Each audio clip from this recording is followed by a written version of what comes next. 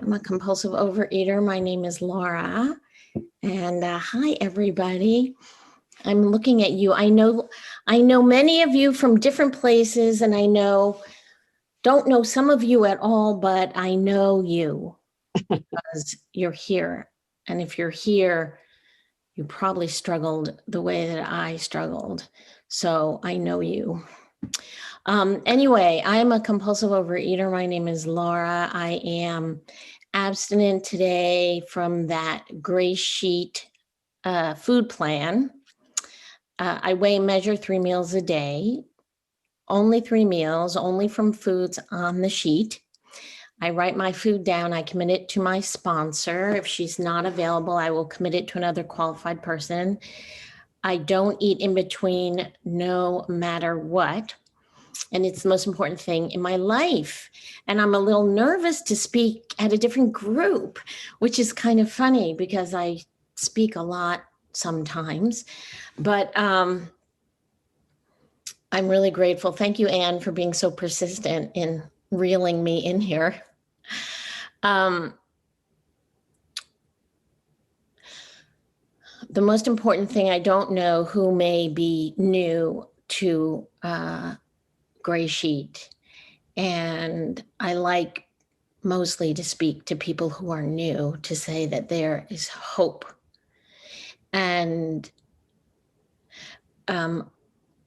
I didn't know quite how crazy I was with food until I got abstinent and realized how much it directed my life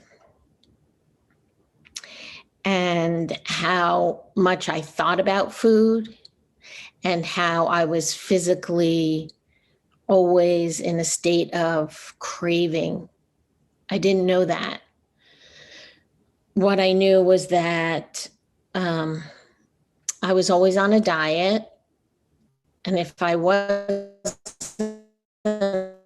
like, well, screw that diet, I'll start tomorrow or Monday or the 1st or whatever. But it was not a neutral situation from the time that I went on my first diet. I kind of crossed the line. And I was a kid who was a picky eater, but always had room for dessert, always had room for sugar. And pretty much all the diets I ever went on included some kind of sugar and grains, starches. And what I found out here when I first came was that sugars and grains and starches in my body create a craving. And so once I put a little bit in, I just want more. And it's not just like a passing, oh, it would be nice to have more. It's, I have to have more and get out of my way. And it sets up what, oh my goodness, hold on one second. Do you hear that? Hold on.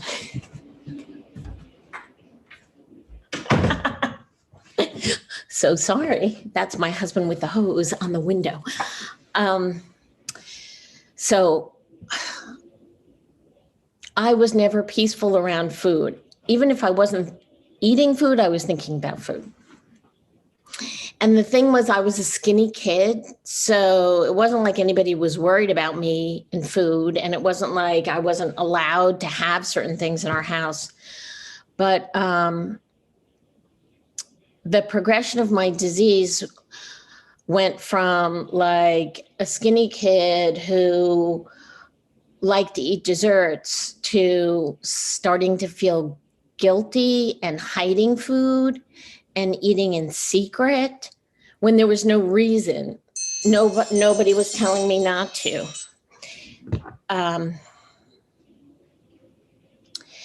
And this is going to make me crazy. I am so sorry, people, but my husband's hosing.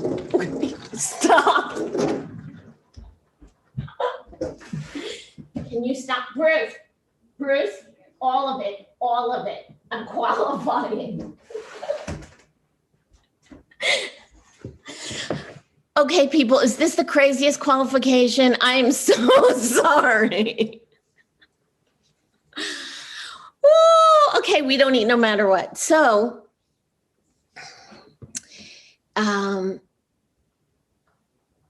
so then it became hiding, sneaking, and then it became binging, just like eating out of control. And then it became vomiting. Not very well, not a proficient vomiter over here, and not for weight loss. It was like another compulsion. And so, as they say in the big book, my eating was characterized by countless vain attempts to try to eat like normal people. So, like, I had a mother who, it would be 5 or 6 o'clock and she would say, "Oh, did I eat today?" Like, she just didn't think about food. And I always ate breakfast. I always ate lunch. I always ate dinner. I always ate in between, without exception, no matter what. I never didn't eat. I did all sorts of controlling and dieting and whatever, but I never fasted. I never didn't eat. And so I got a little bit overweight, not obese by any means, but ashamed of my body, didn't have things to wear, ended up wearing like my brother's clothes, my mother's other people's clothes, had clothes in my closet that had tags on it because of those 5 minutes when I fit into those things and I bought them, or I bought them and I was going to wear them because I was on a diet. Or before I came into this program, the way I saw myself was that I was just going to have to move out to like Colorado and wear big green army pants and flannel shirts and be like a, I don't know, like a hippie in the woods or something, only because those were the clothes that would fit, the situation. There was no way I was going to be who I wanted to be because the food was calling the shots. And I always had good intentions. Every morning I woke up like, today I'm gonna fill in the blank. This is my plan. And by the end of the day, I had never done what I intended, never. My breakfast always had carbohydrates in it. And once I had carbohydrates, I just wanted more. So I found this program in January of 1982. I had a really bad binge. I called my mother, who was sober 8 years in AA. She told me there was something called Overeaters Anonymous. She knew people in AA that went there. She's like, it's like AA for food. I was in Cambridge, Massachusetts. I went to a meeting. It was an OA meeting, but it was a particular kind of OA meeting called GreySheet. I didn't know what that was. And I knew that 12-step programs didn't teach you, like I knew that AA didn't teach you how to drink normally. And I knew it wasn't like a diet, like Weight Watchers. I knew that when you went to a 12-step program, it wasn't like a temporary thing, like, oh, you're going through a phase or something. And I so much wanted relief, but I wanted them to kick me out. I wanted them to say, oh, you're too thin for this. I think my first meeting, I probably weighed like what I weigh now. For that moment, I was probably like a normal weight. But they didn't say that. And they talked about carbohydrate sensitivity. I didn't know what a carbohydrate was.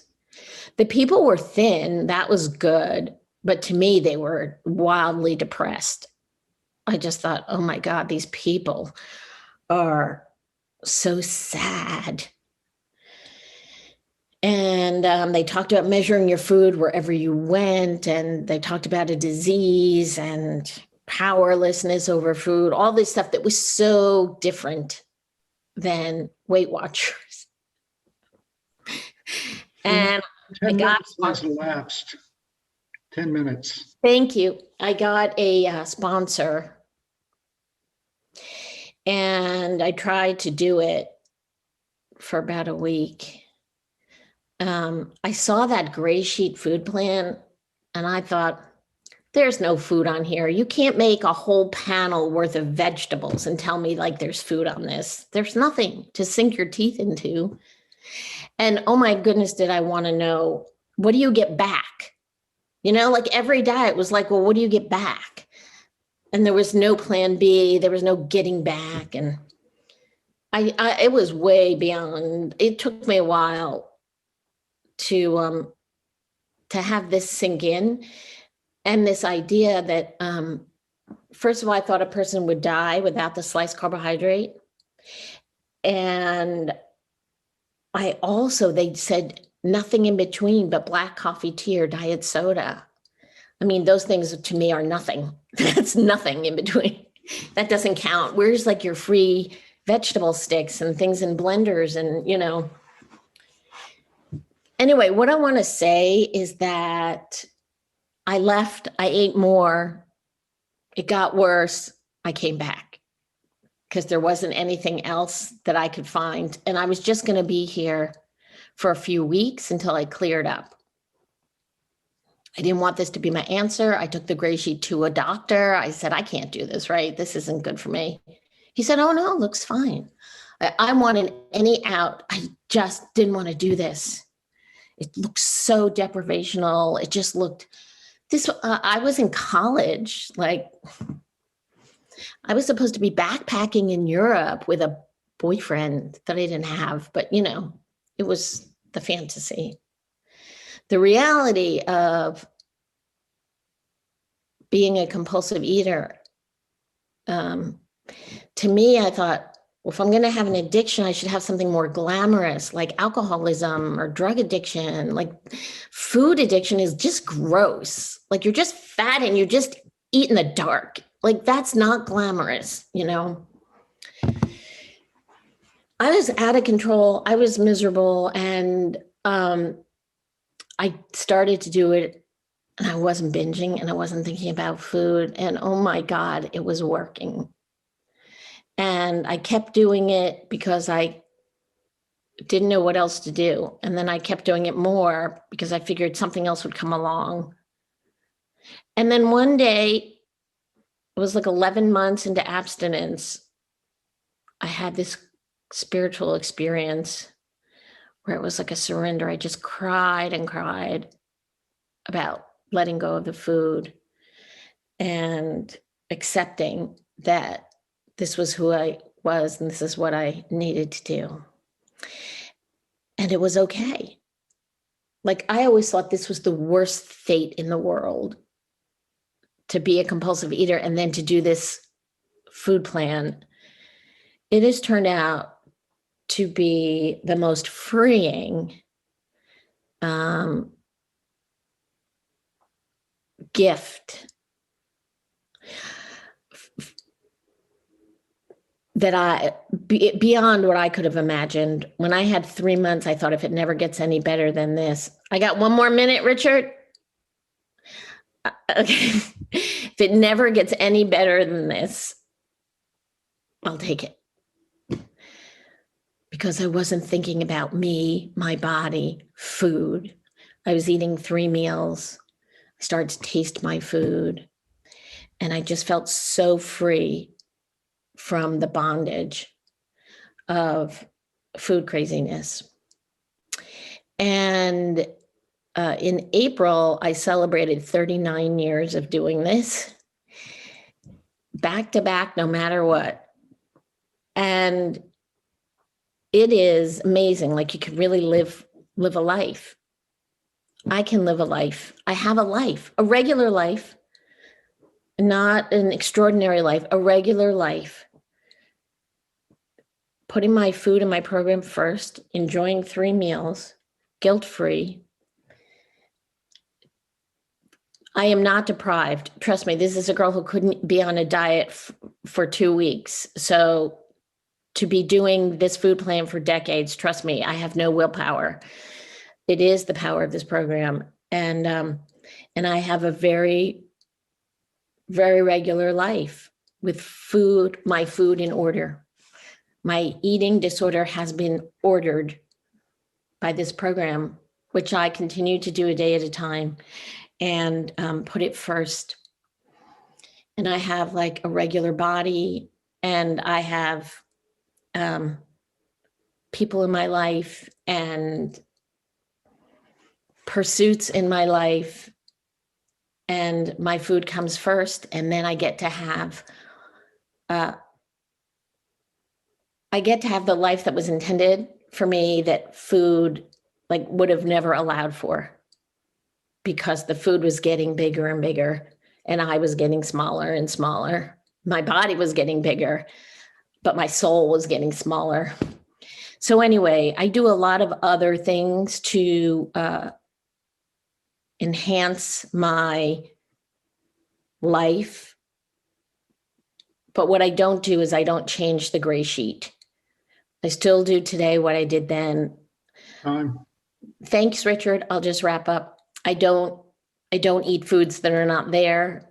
I'm not looking to expand the gray sheet. Yes, there are other things out there that maybe I could handle, but I'm not interested in going beyond the bounds and trying to see what I can get. I'm looking to expand my emotional, spiritual, personal, creative life, not my food life. My food is in order, and the gray sheet works just fine, and I stay in the middle of the herd. And again, for anybody who is struggling with food, I would just say, keep an open mind, grab a sponsor and let somebody help you, and you can have the freedom today. You don't have to be spiritual. You don't have to know anything. You just have to be willing for a meal and keep coming back. Thank you.